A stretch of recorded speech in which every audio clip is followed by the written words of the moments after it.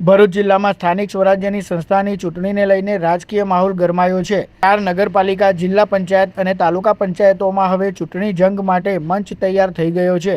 કેટલાક સ્થળોએ ભાજપના ઉમેદવારો બિનહરીફ જાહેર થતાં રાજકીય ચર્ચાઓ વધુ તેજ બની છે।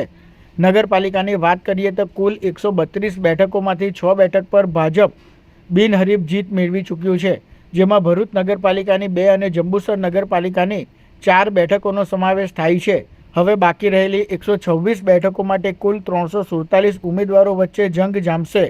જિલ્લા પંચાયતની વાત કરીએ તો જિલ્લા પંચાયતની 34 બેઠકોમાંથી 1 બેઠક પર ભાજપ બિનહરીફ જીત્યું છે, જ્યારે બાકીની 33 બેઠકો માટે 111 ઉમેદવારો વચ્ચે ચૂંટણી જંગ યોજાવાનો છે।